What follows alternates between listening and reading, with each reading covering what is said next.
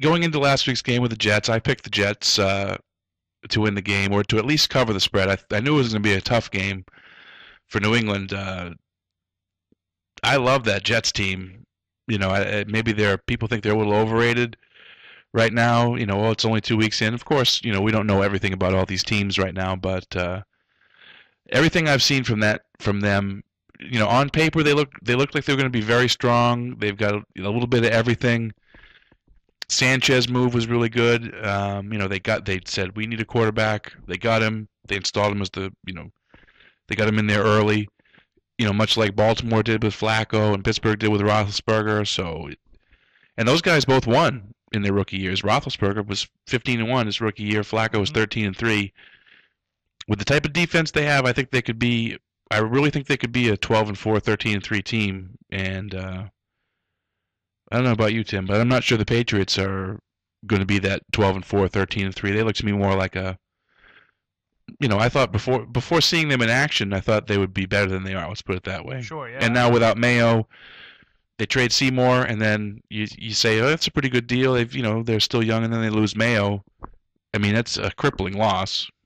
And I think we saw this past week how crippling. I mean, you give them kind of a bye in that first game because they're making adjustments on the fly. And they won the game. Yeah, but when you go into that second game and it looks like they still haven't really come up with an answer after a whole week, right? That they could have. And I mean, to me, with Bill Belichick, Dean Pease working on this situation, that's kind of unforgivable in my eyes.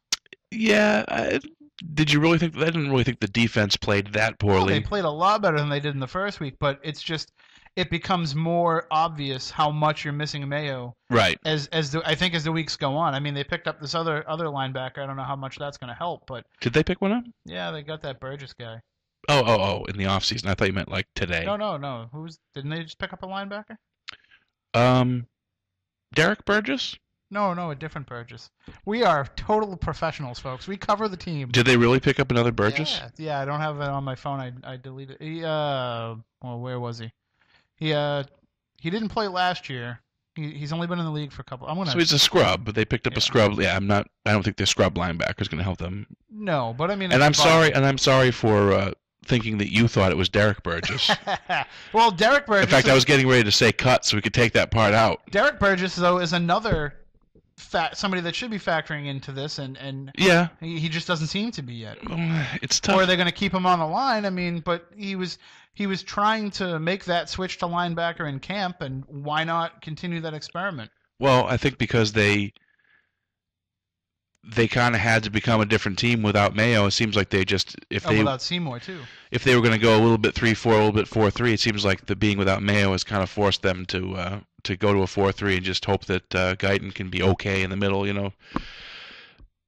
Yeah, I mean they're in the process of figuring it out on defense. I mean, let's put it this way: but for a team that's trying to put it together on offense and trying to put it together on defense, they still played 2 tight games against division opponents in the early end of the season. So I mean, I don't think Patriots fans should be worried. But I'll give them the benefit of the doubt with the defense in progress, because that we expected that going into the season. But what is with the offense? What is going on here? Where this is supposed to be 2007 Redux, and it's worse than last year was with Castle in there. It is. So far, it has been. The offense was pretty decent against the Bills. It was bad against the Jets, but I think that's the opponent more than anything. I think looking ahead to Atlanta. No, that's Joey Galloway is what that is. When Wes Welker is out and Joey Galloway can't catch the ball. Joey Galloway does look really. He looked. I thought in preseason. I'm watching the guy play, and you don't like to overreact to preseason, but I'm thinking, is this guy going to even make the team? He looks like he's done. Yeah, he doesn't look good. He's still got speed, but he just looks small and old, and just I don't know. He looks like more like a number 4 receiver than a number 3 receiver that you're going to really put in there at every play. But they don't really, they don't really have that. They have Edelman, but he's really Wes Welker insurance. Yeah, he played well. He was fine. Well, yeah. he played not well. He played okay. Yeah, he played decent. I mean, Randy Moss was yelling. He was screaming at Edelman repeatedly during that game. Telling him where to be. Part of that was also the Jets had him on. They just had him totally confused. But I mean, I thought that was whereas Edelman. I think Peter King said, "Oh, he's Wes Welker Jr." Well, that sounds great.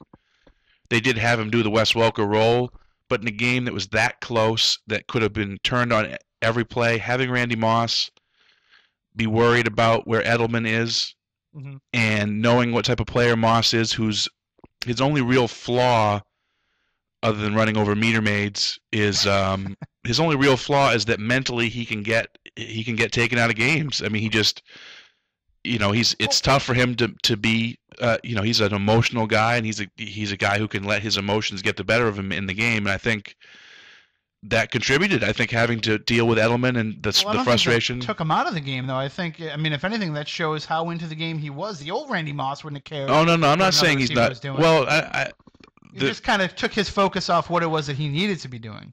Exactly. He can be. He's always into the game. It's just a question of sometimes when it's not going well. Not that he gives up or shuts down, but it's hard for him. He gets frustration is a big factor for Moss. He doesn't show it like other guys do, like Owens will throw things and get pouty. Yeah. But you can see it in Moss. He kind of gets this 1,000-mile stare sometimes. I see from him out there, and I'm like, that's when he gets the 1,000-mile stare. And he kind of had it in the Super Bowl of 2007 a little bit.